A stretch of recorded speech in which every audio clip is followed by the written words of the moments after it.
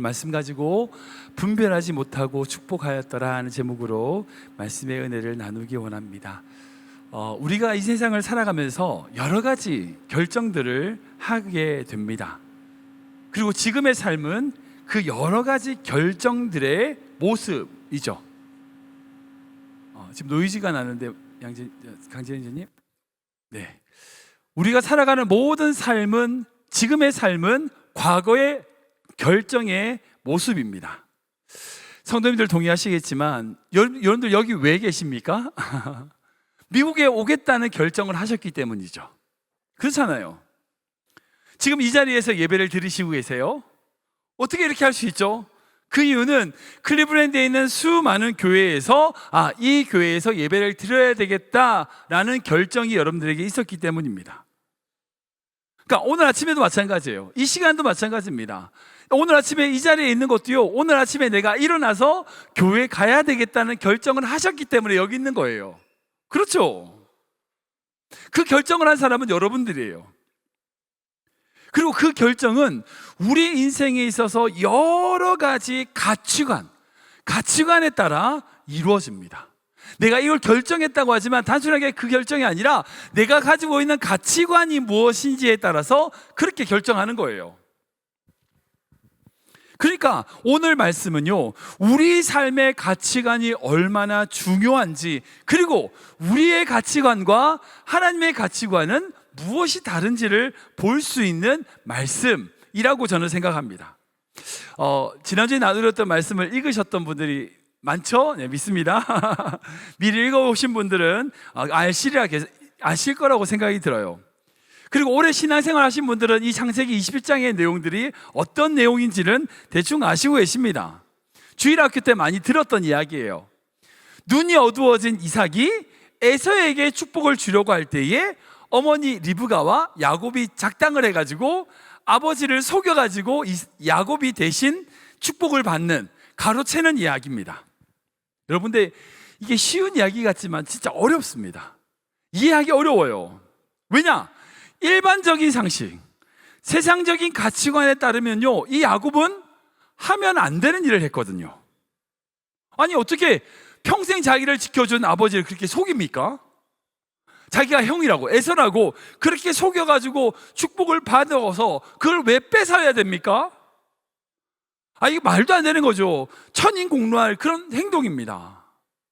그리고 이걸 하면서요, 하나님 이름도 팔아먹어요. 우리 20절 말씀 볼까요? 같이 읽겠습니다. 20절 시작.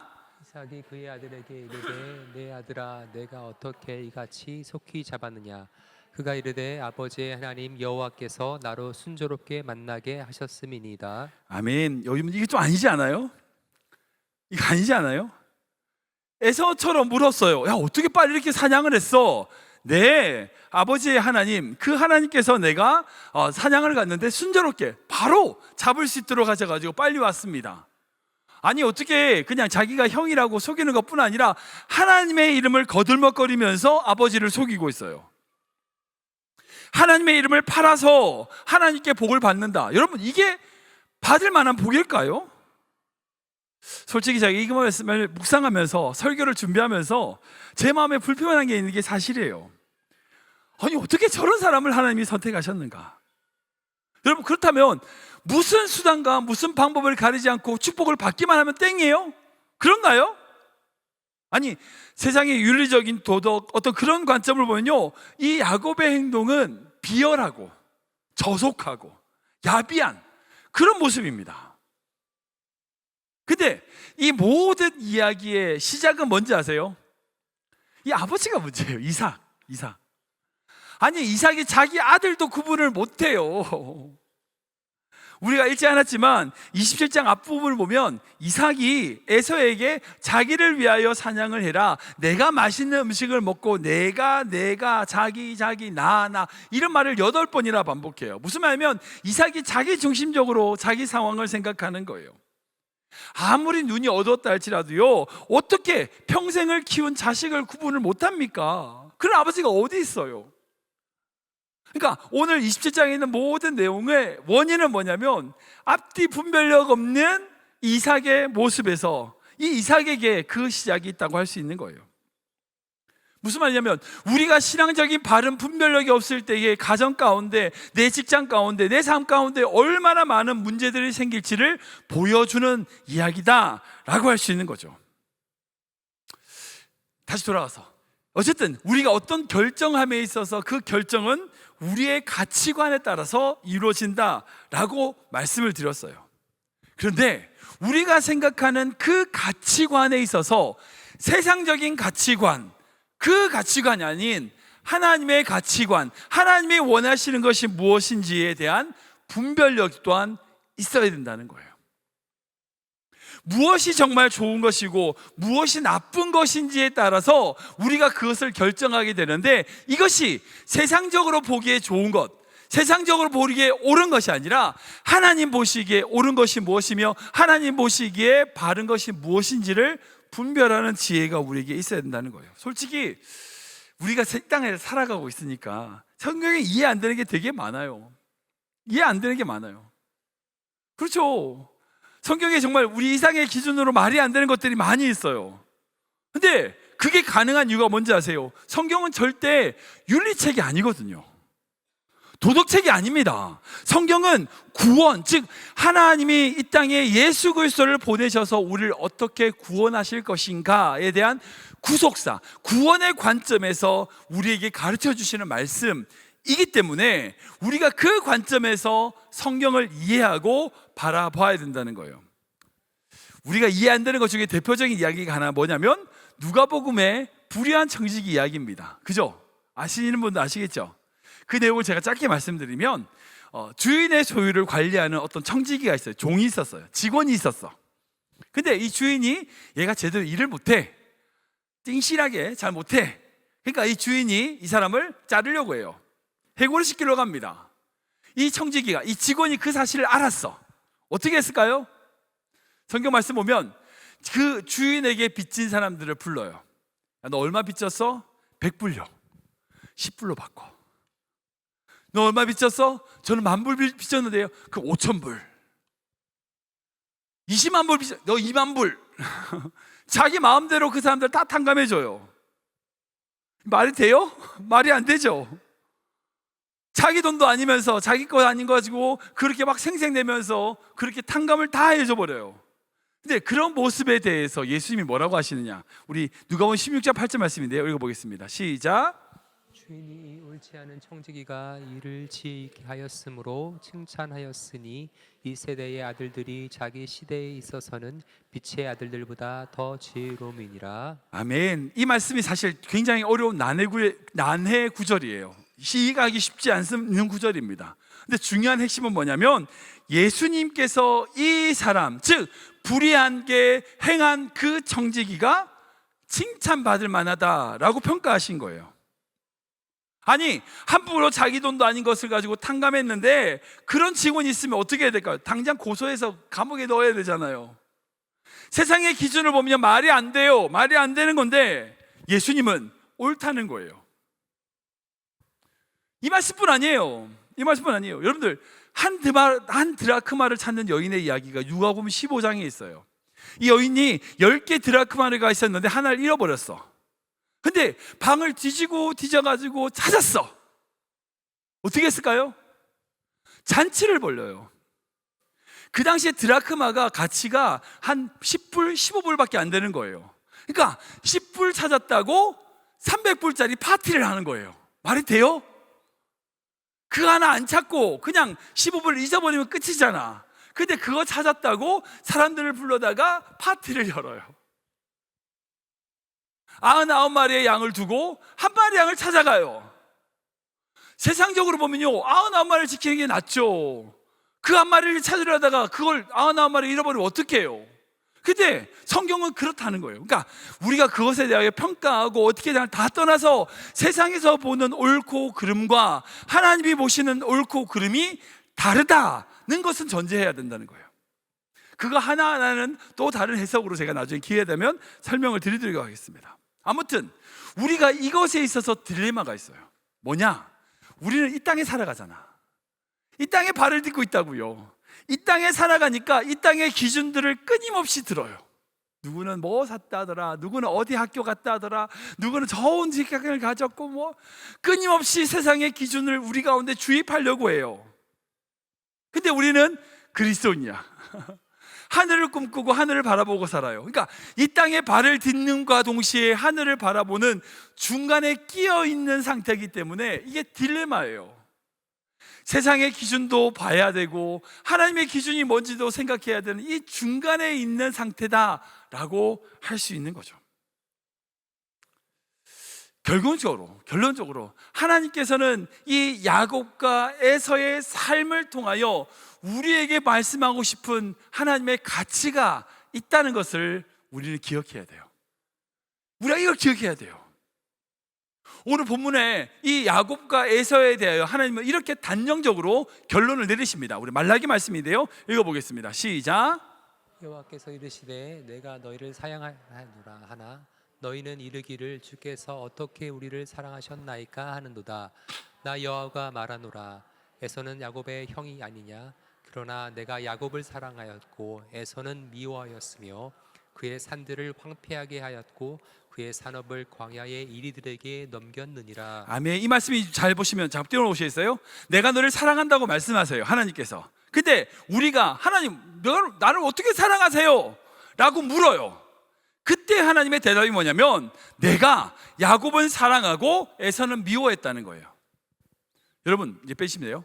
야곱은 에서의 동생입니다. 에서가 형이에요. 장자권이 있는데 하나님은 그 야곱과 에서가 태어나기도 전부터 그들이 무언가를 하거나 어떤 공로를 쌓거나 어떤 행적을 하기 이전부터 야곱을 사랑하셨다는 거예요. 즉 내가 너를 사랑하는데 너가 뭐를 해서 어떤 자격이 있어서 이런 행동을 하기 때문에 사랑하는 것이 아니라 너기 때문에 사랑한다는 거예요. 이 말씀은 이 말씀이에요. 이게 하나님의 기준인 거예요. 우리가 자격이 있어서 사랑받습니까? 아니에요. 자격이 없지만 구원받지 못하지만 우리를 사랑하시기 때문에 사랑하시는 거예요. 이게 하나님의 사랑이에요. 그래서 이 본문에 있는 말씀을 통하여 우리가 가질 수 있는 하나님의 관점은 뭐냐면 첫 번째로 결국 하나님의 축복은 갈망하는 자의 것이라는 거예요. 이게 하나님의 원칙이에요. 읽어볼까요? 시작. 결국 하나님의 축복은 갈망하는 자의 것입니다. 한 번 더 읽겠습니다. 시작. 결국 하나님의 축복은 갈망하는 자의 것입니다. 아멘. 야곱이라고 하는 이름은 별로 좋은 이름이 아니라고 제가 말씀을 드렸죠. 말 그대로 따지면 뒤꿈치를 잡는 자예요. 다르게 표현하면 뒤통수 치는 자, 사기꾼이란 뜻입니다. 결코 좋은 이름이 아니에요. 근데 그 이름을 갖게 된 이유가 뭐예요? 태어날 때에 형 에서의 뒤꿈치를 잡고 태어났다고 해서 야곱이라고 부르는 거예요. 동생으로 태어난 이 야곱은요, 장자의 명분이었기 때문에 그 장자의 명분에 대한 갈망이 있었어요. 그 갈망이 있었기 때문에 그 형에게 팥죽을 팔면서 장자의 명분을 사기도 하고 오늘 본문에 있는 것처럼 아버지를 속이면서까지도 장자의 축복을 받으려는 그런 갈망이 야곱에게 있었다는 거예요. 근데 생각해보면 창세기 25장에 리브가가 아기가 들어있을 때에, 임신했을 때에 하나님께서 하신 말씀이 있죠. 큰 자가 작은 자를 섬기리라. 네 복 중에 있는 두 민족의 큰 자가 작은 자를 섬기리라. 그러니까 야곱이 그 발목을 잡고 태어날 것을 알고 계셨고 그 동생인 야곱이 형을 속이고 결국은 장자의 명분을 빼앗길 것을 하나님이 다 알고 계셨어요. 그죠? 그러면 그걸 다 알고 계셨으면 그냥 야곱 먼저 태어나게 하시지. 아니에요? 그럼 깔끔하잖아. 그죠? 이렇게 싸울 필요가 없잖아. 가정에 이런 문제가 생길 이유가 없잖아요. 야곱이 먼저 태어나기만 했으면 몇 분 차이 나뉠 거예요. 먼저 나오기만 했으면 야곱은 그냥 장자의 명분을 가지고 있었고 그냥 쭉 말하는 것대로 그 축복대로 됐겠죠. 근데 왜 그렇게 하지 않고 굳이 그 복중에 있는 애기한테 뭐 둘째가 큰 자가 작은 자 복잡하게 그 가정의 가운데 이렇게 서로 질투하고 미워하고 이 에서가 야곱을 죽이려고 그러잖아요. 다음 주에 보면 우리 오늘 주보에 나와 있는 모습 보면 그 야곱이 형을 피해서 도망을 가요. 가족이 뿔뿔 흩어져 버렸다고요. 근데 제가 말씀을 생각하다가 만약 그렇게 해보세요. 야곱이 장자로 태어났으면 어떻게 됐을까요? 어떻게 됐을까요? 이스라엘이 존재하지 않을 수도 있다는 생각이 들어요. 무슨 말이냐? 사람들은요, 자기가 가지고 있는 걸 귀하다 생각 안 해요. 대부분 그래요. 여러분들 그래요. 나한테 있는 것도 귀하게 생각하지 않고 남한테 있는 것만 귀하게 보여요. 꼭 보면 그래요. 남이 뭐 했다, 나는 없는데. 나한테 있는 거는 보지 않고요, 나한테 없는 것만 봐요. 나한테 있는 걸 소중하게 생각 안 해요. 만약 야곱이 장자로 태어났다면요, 그렇게 갈망했을까요? 하나님의 축복을 매달렸을까요? 이스라엘이 됐을까요? 야복강의 삶을 붙들고 씨름했을까요? 아니요. 에서처럼 장자이면 그딴 거 그러지 않았을까요? 어찌 보면 하나님은 그 야곱의 인생 전체를 보시기 때문에 야곱이 둘째로 태어남과 동시에 갖게 될 그 모든 과정을 보셨기에 그렇게 큰 자가 작은 자를 섬긴다라고 말씀하지 않으셨을까요? 여러분, 그러기에 예수님 말씀에 그 말씀이잖아요. 천국은 침노하는 자의 것이다. 무슨 말이에요? 그 천국을 갈망하고 그 천국을 누리기 위하여 노력하고 살아가는 자만이 천국을 누려요. 여러분, 우리 가만히 있으면 지옥이에요. 무슨 말이에요? 우린 가만히 있으면요, 그냥 지옥에 사는 존재예요. 천국은 가만히 있다고 누리는 게 아니에요. 그 천국은 우리가 갈망하고 그것을 꿈꾸고 그 천국을 위하여 살아갈 때 누릴 수 있어요. 여러분들, 가정도 그래요. 여러분들 가정 가만히 있으면 가정이 천국 될 것 같죠? 절대 안 그래요. 가만히 있으면 가정이 지옥이 돼요. 근데 그 가정을 천국으로 만들려고 꿈꾸고 노력하고 살아가는 가정이 천국의 가정이 되는 거예요. 천국은 침노한 자의 것입니다. 갈망할 때에, 갈급할 때에, 하나님의 은혜를 구할 때에 우리는 그 은혜를 누리게 된다는 거예요. 이게 그 아버지를 속이면서까지도 갈망했던 야곱의 중심, 그 중심이 하나님 앞에 합한 모습인 거예요. 저는 우리 교회가 그런 교회 되기를 기도합니다. 여러분, 이제 많은 것을 가진 교회가 아니라 갈망하는 교회가 됐으면 좋겠어요. 흔히들 그런 얘기 있잖아요. 교회 중에서 큰 교회고 가진 거 다 있는데 에너지가 없는 교회들이 있어요. 여러분, 그런 교회 싸우는 거예요. 갈망 있는 교회는요, 싸우지 않아요. 왜? 할 일이 많은데, 얼마나 바쁜데. 저는 우리 모든 성도님의 가정이 하나님의 나라, 하나님의 그 꿈을 향한 갈망이 있는 가정 되기를 축복합니다. 여러분들이 그런 성도 되시길 축원합니다. 그냥 여기서 그냥 내가 가진 것도 감사하지 않고 그러고 사는 인생이 아니라 하나님의 꿈을 갈망하며 하나님의 은혜를 구하며 살아가는 귀한 믿음의 성도 되시길 주님으로 축원합니다. 두 번째는요, 뭐냐면 결국 하나님은 우리가 심은 것을 거두게 하신다는 거예요. 같이 읽어볼까요? 시작. 결국 하나님은 우리가 심은 것을 거두게 하십니다. 한 번 더 읽겠습니다. 결국 하나님은 우리가 심은 것을 거두게 하십니다. 아멘. 오늘 본문에 있어서 상황은 솔직히 에서가 심은 거예요. 이 본문에 나와 있는 모든 상황은 에서에 의하여 만들어진 거예요. 물론 생각해보세요. 야곱이 갈망을 해. 소원이 있어. 근데 만약 그 장자의 명분과 그 장자의 축복에 대한 갈망과 은혜를 대하여 에서가 귀하게 생각하고 있었다면 야곱이 그것을 뺏으려는 시도를 했을까요? 전 안 했을 것 같아요. 왜? 적어도 가족이잖아요.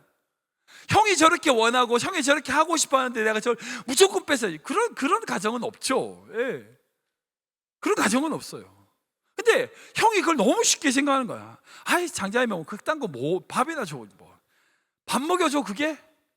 야, 그딴 거 나 필요 없어. 너 가져. 늘 그런 식으로 말을 한 거예요. 너가 장자해라. 아버지가 나한테 계속 부담을 주네. 나 참 네가 장자하는 게 낫겠다. 야, 너가 맏아들 해.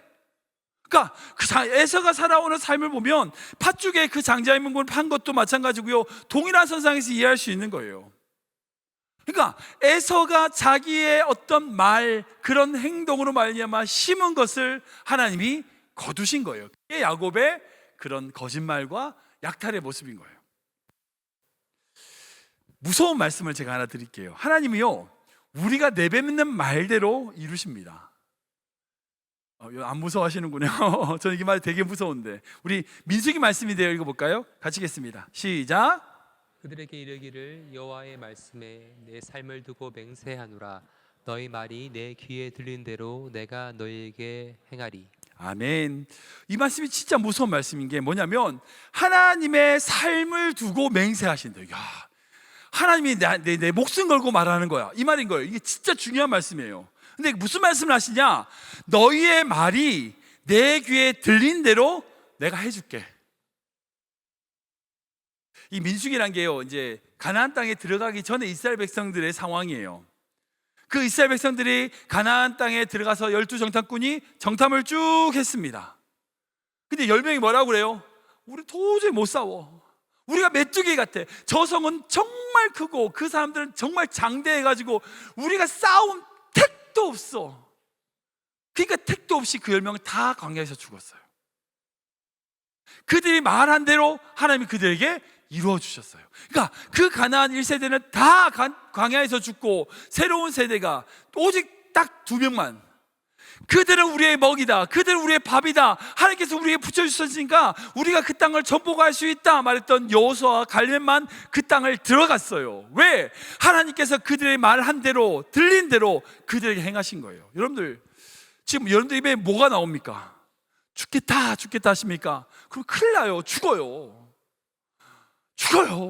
안 돼요. 그러면 그러니까 어떤 일이 있는지요, 살겠다 하셔야 돼요. 그래야 사는 거예요.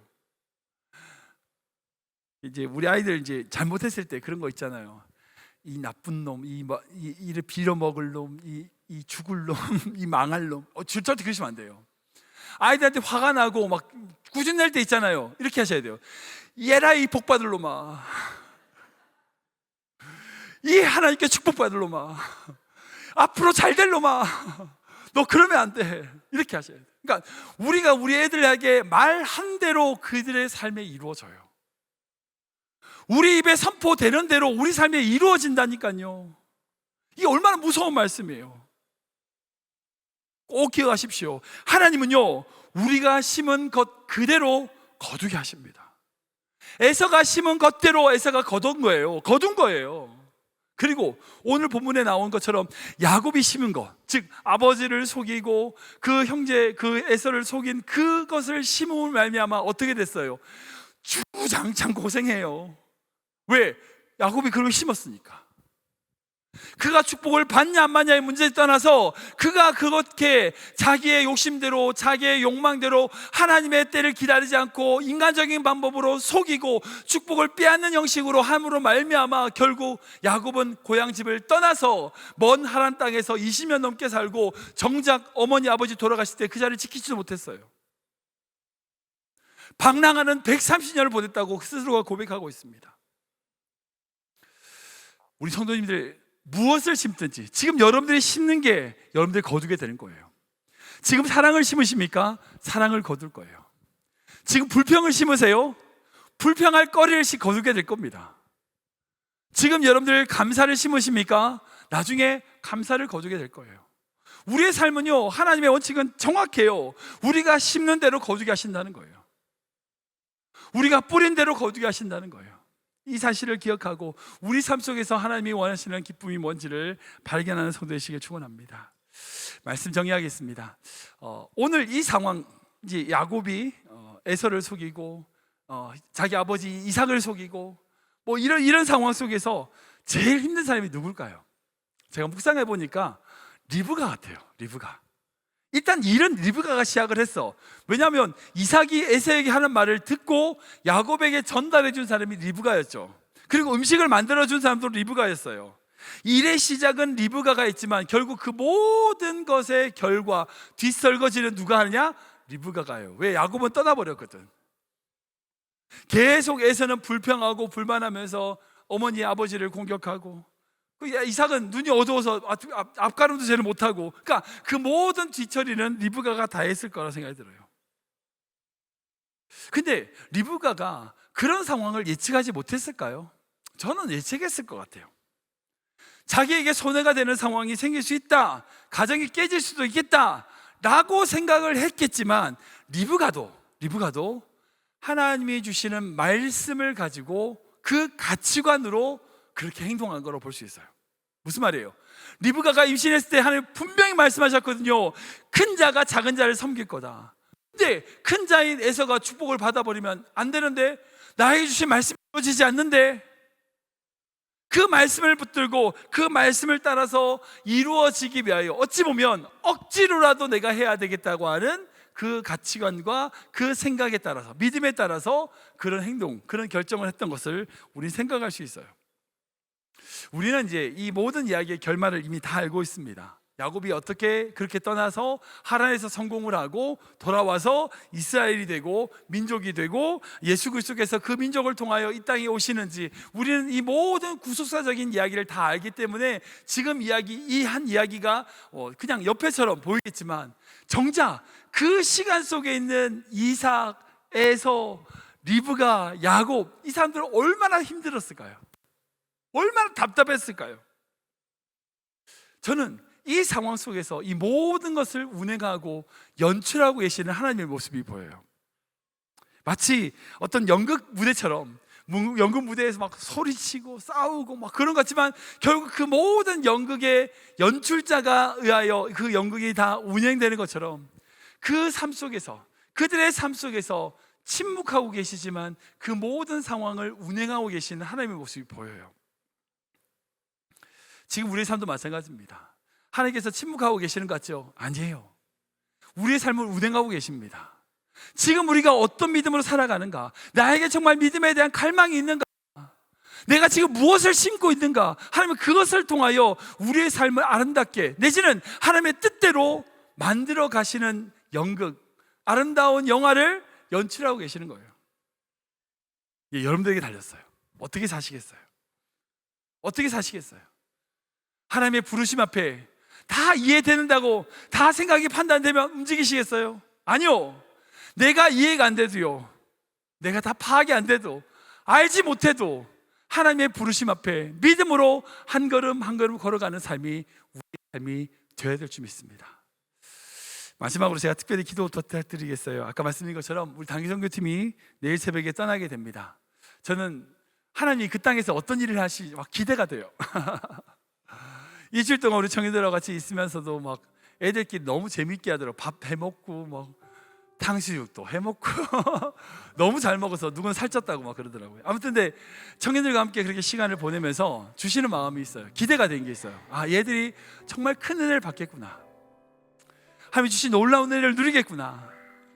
우리 같이 가는 장년들도 마찬가지죠. 하나님이 예비하시는 그 놀라운 축복을 누리는 시간 되겠구나. 여러분들 꼭 기대해 주시기 바랍니다. 그곳에서 정말 하나님의 부르심, 우리의 생각과 우리의 모든 것을 뛰어넘는 하나님의 은혜를 경험하고 돌아올 수 있도록 여러분 함께 기대해 주시면 감사하겠습니다.